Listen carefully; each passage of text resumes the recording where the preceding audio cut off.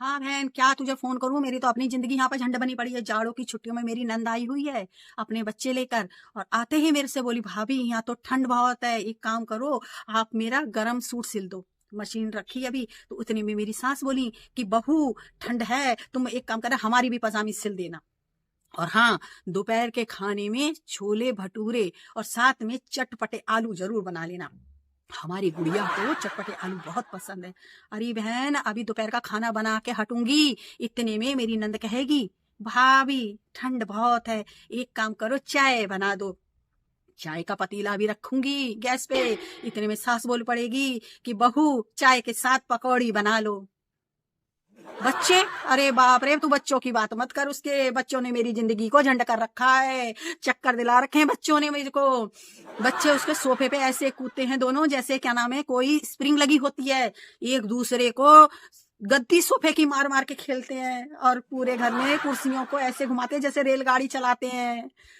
हर पता नहीं, उनका छोटा वाला लड़का को इंजीनियर बनेगा, क्या बनेगा, वो पूरे घर में घूम घूम के हमारे घर की एक एक टंकी, बाथरूम की, वॉश बेसिन की, रसोई की एक एक टंकी चला चला के चेक करेगा। और तो और बहन, क्या बताऊं तेरे को, कल अलमारी में अभी कपड़े रख के ही आई थी, जाके देखा तो सारे कपड़े अलमारी से नीचे पड़े, ऐसे नीचे बिखरे पड़े जैसे क्या नाम है, जाके किसी बाहर दुकानों पे जाते हैं तो ढेर लगे होते हैं कपड़े, और कहते हैं सेल लगी है, 250 में कपड़ा, 250 में जोड़ा। अरे बहन, क्या बताऊं, जिंदगी मेरी झंड हो गई है। जाके देखती हूँ, अब रात का खाने की तैयारी करनी है। अभी मैं तेरे को कल को फोन करूंगी, ठीक है? अरे बहन, क्या बताऊं मैं तेरे को, कल की बात ही सुन। मेरी सास मुझसे कहने लग गई कि ठंड के दिन आ गए हैं, मेरे घुटनों में दर्द होने लगी, तुम एक काम करो बहू, तुम ना मार्केट से काले तिल और अलसी ला के मुझे लड्डू बना के दो। तो मैंने कहा ठीक है मम्मी जी।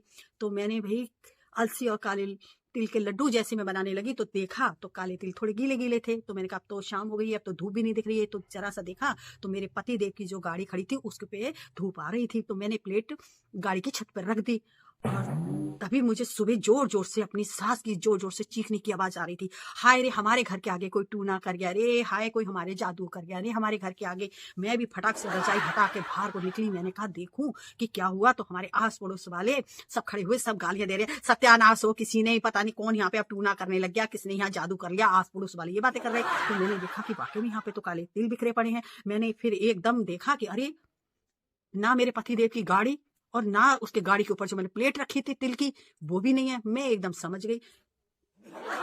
इतने में हमारे पड़ोसी आ गए। पड़ोसी आके बोले, एक पड़ोसी, भाभी जी एक बात बता, रात को भाई साहब इतनी जल्दी जल्दी कहाँ जा रहे थे? मैंने कहा कि भाई साहब रात को यहाँ पे एक शादी फंक्शन था, वहां गए थे। तो बोले कि दावत खाने। मैंने कहा गए थे। तो बोले अरे भाभी जी, भाई साहब दावत खाने गए, प्लेट तो हमारे दरवाजे पे फेंक गए। तो मैं फौरन समझ गई कि ये रात को जब हड़बड़ी में गए थे तो छत पे से जो तिल की प्लेट है, वो जो साथ साथ पे पूरी सड़क पे तिल गिरते रहे, जिसको लोग समझ रहे हैं जादू टूना, और वो प्लेट जो थी वो हमारे पड़ोसी के घर में गिरी जाकर। Hello guys, happy new year. दिल से चाय पियेंगे मिलजुल के।